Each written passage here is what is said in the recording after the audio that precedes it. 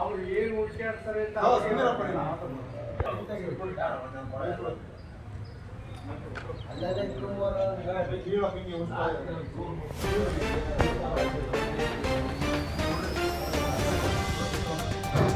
ಬಡವರಿಗೆ ರೈತರಿಗೆ ಒಳ್ಳೆಯದಾಯ್ತಾ?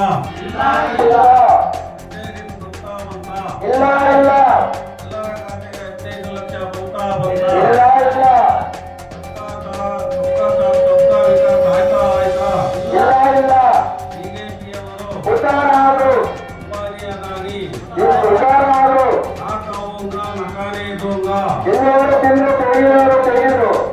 ಕೋಟಿ ಉದ್ಯೋಗ ಸೃಷ್ಟಿ ಆಯ್ತಾ?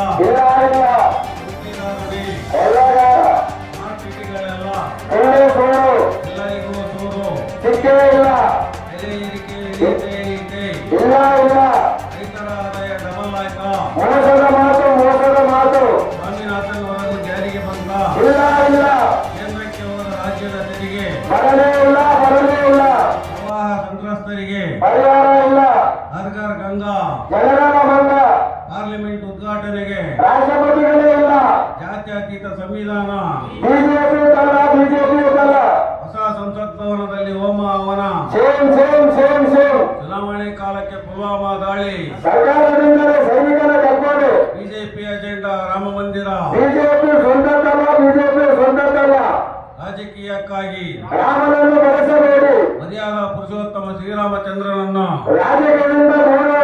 ಭದ್ರಾ ಮೇಲ್ದಂಡೆಗೆ ಹಣ ಕೊಡದ ಬಿಜೆಪಿ ಸರ್ಕಾರಕ್ಕೆ ಚಿತ್ರದುರ್ಗದಲ್ಲಿ ಸುಳ್ಳು ಹೇಳಿ ಹೋದ ಮೇಕಪ್ ಮೋದಿಗೆ ಓಟಿಗಾಗಿ ಕರ್ನಾಟಕಕ್ಕೆ ಓಡೋಡಿ ಬರುತ್ತಿದ್ದ ಮೋದಿಗೆ ನೆರೆಯಾವಳಿಯನ್ನು ವೀಕ್ಷಿಸಲು ಬರದೇ ಇದ್ದ ಮೋದಿಗೆ 10 ವರ್ಷಗಳಿಂದ ರೈತರನ್ನು ನಿರ್ಲಕ್ಷಿಸಿರುವ ಮೋದಿಗೆ ಭದ್ರಾ ಮೇಲ್ದಂಡೆಗೆ ಹಣೆ ಕೊಡಿಸದ ಸಂಸದ ನಾರಾಯಣ ಸ್ವಾಮಿಗೆ ಚಿತ್ರದುರ್ಗಕ್ಕೆ ಸಮಗ್ರ ನೀರಾವರಿ ಮಾಡದವರಿಗೆ ಮಾತ್ರ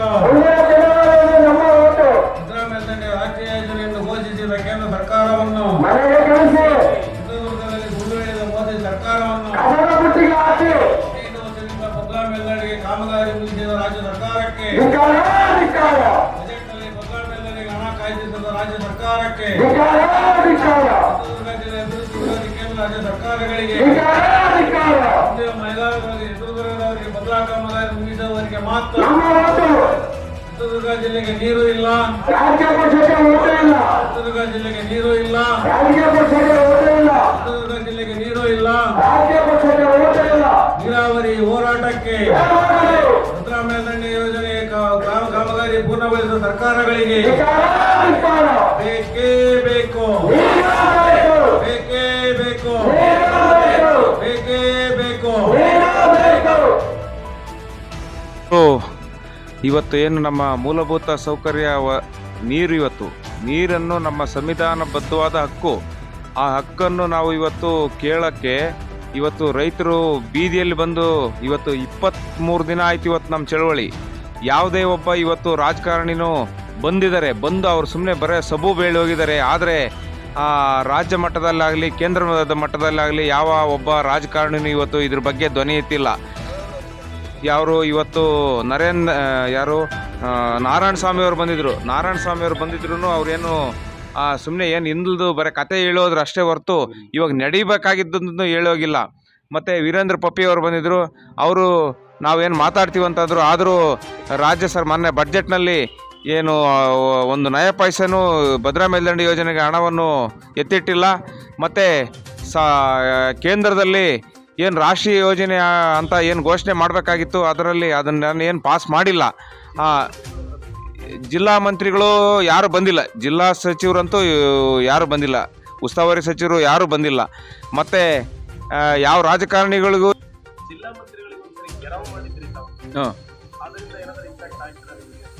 ಇಲ್ಲ, ಏನೂ ಆಗಿಲ್ಲ. ಅವರು ಈ ಜಿಲ್ಲೆಯ ಜವಾಬ್ದಾರಿ ಹೊತ್ತಂಥವ್ರು ಇವತ್ತು ಈ ಭದ್ರಾ ಮೇಲ್ದಂಡೆ ಯೋಜನೆಗೆ ಈ ರೈತರು ಧರಣಿ ಕೂತ್ಕೊಂಡಿರೋ ಸ್ಥಳಕ್ಕೆ ಬರಬೇಕಾಗಿತ್ತು, ಆದರೆ ಬಂದಿಲ್ಲ.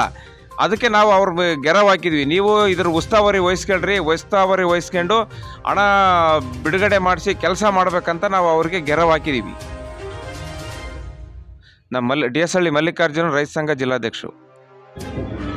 ರಾಜಕಾರಣಿಗಳು ಯಾರಾದರೂ ಬಂದಿದ್ರು ಸರ್ ನಿಮ್ಮ ಹತ್ರ?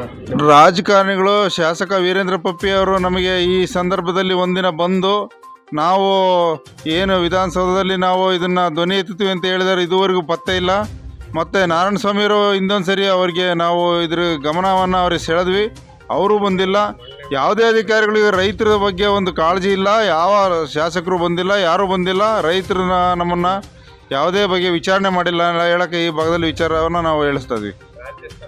ಅರ್ಜುನ್ HD ಪುರ ರೈತ ಸಂಘದ ಹೋರಾಟಗಾರರು. ಏನು ಇವತ್ತು ನಮ್ಮ ಭದ್ರಾ ಮೇಲ್ದಂಡೆ ಯೋಜನೆಯ 5,300 ಕೋಟಿ ರೂಪಾಯಿಯನ್ನು ಬಿಡುಗಡೆ ಮಾಡಿದ ಸರ್ಕಾರ, ನಮ್ಮ ಹೋರಾಟ 23ನೇ ದಿವಸಕ್ಕೆ ಕಾಲಿಡ್ತಾಯಿದ್ದೀವಿ. ಈ ಸರ್ಕಾರ ಮಾನ ಮರ್ಯಾದೆ ಇಲ್ಲ ಇವರಿಗೆ. ಬಂದು ಇಲ್ಲಿ ಏನಕ್ಕೆ ಕೂತ್ಕೊಂಡಿದ್ದೀವಿ ನಾವು, ಕೆಲಸ ಕಾರ್ಯ ಬಿಟ್ಟು ಹೆಂಡತಿ ಮಕ್ಕಳು ಬಿಟ್ಟು ಎಲ್ಲ ಬಿಟ್ಟು ಇಲ್ಲಿ ಕಾಯ್ತಾ ಇದ್ದೀವಿ. ರಾತ್ರಿ ಹಗಲು ನಿದ್ದೆ ಕಟ್ಕೊಂಡು ಇಲ್ಲಿ ಕಾಯ್ತಾ ಇದ್ದೀವಿ. ಸರ್ಕಾರಗಳು ಇವತ್ತು ನಮ್ಮನ್ನು ಕಡೆಗಣಿಸಿದ್ದಕ್ಕೆ ನಾವು ಭಾಳ ಮುಂದಿನ ಸರ್ಕಾರದ ಮುಂದಿನ ಚುನಾವಣೆಯಲ್ಲಿ ಇವರಿಗೆ ಪಾಠ ಕಲಿಸ್ತೀವಿ ಅಂತ ಹೇಳೋಕ್ಕೆ ನಾವು ಇಚ್ಛೆ ಪಡ್ತಾಯಿದ್ದೀವಿ. ಮೋದಿಯವರು ಇವತ್ತು ನಮಗೇನು ರೈತರನ್ನು ಕಡೆಗಣಿಸಿದರೆ ಮುಂದಿನ ದಿವಸದಲ್ಲಿ ಒಳ್ಳೆಯದಾಗಲ್ಲ, ಇವರಿಗೆ ಯಾವ ಸ್ಥಾನವೂ ಸಿಗಲ್ಲ. ಸರ್ಕಾರಗಳು ಎಚ್ಚೆತ್ಕೋಬೇಕು. ನಾವು ಇವರಿಗೆ ಒಂದು ಪಾಠ ಕಲಿಸ್ತೀವಿ. ನಮಗೆ ಭಾಳ ಅನ್ಯಾಯ ಮಾಡ್ತಿದ್ದಾರೆ ರೈತರಿಗೆ. ನಾವೇನು ಕೇಳಿಲ್ಲ ಸ್ವಾಮಿ ಇವರಿಗೆ. ನಾವು ಕೇಳ್ತಕ್ಕಂಥದ್ದು ನೀರು ಮತ್ತು ಬೆಳೆದಂಥ ಬೆಳೆಗೆ ಸ್ವಾಮಿನಾಥನ್ ವರದಿಯನ್ನು ಕೇಳ್ತಿದ್ದೀವಿ. ನಾವು ನಮ್ಮ ಮನೆಗೆ ದುಡ್ಡು ಕೊಡ್ರಿ ಅಥವಾ ಬೇರೆ ಏನನ್ನ ಕೊಡ್ರಿ, ದುಡ್ಡು ಕೊಡ್ರಿ, ಯಾವುದೇ ಕೇಳಿಲ್ಲ ನಾವು. ಇವರಿಗೆ ಜವಾಬ್ದಾರಿ ಇದೆ ಸರ್ಕಾರ. ಇವರಿಗೆ ಭಾಳ ಬೇಕಾಬಿಟ್ಟಿ ನಡ್ಕೊಳ್ಳೋದಕ್ಕೆ ನಾವು ಭಾಳ ಹೋರಾಟವನ್ನು ಮುಂದೆ ಕಠಿಣವಾದ ಹೋರಾಟವನ್ನು ಮಾಡ್ತೀವಿ ಅಂತ ಹೇಳೋಕ್ಕೆ ಈ ಮಾತಲ್ಲಿ ಎಚ್ಚರಿಕೆಯನ್ನು ಸರ್ಕಾರಗಳಿಗೆ ನಾವು ಕರೆಗಂಟೆಯನ್ನು ಕೊಡ್ತಾಯಿದ್ದೀವಿ. ಧನ್ಯವಾದಗಳು.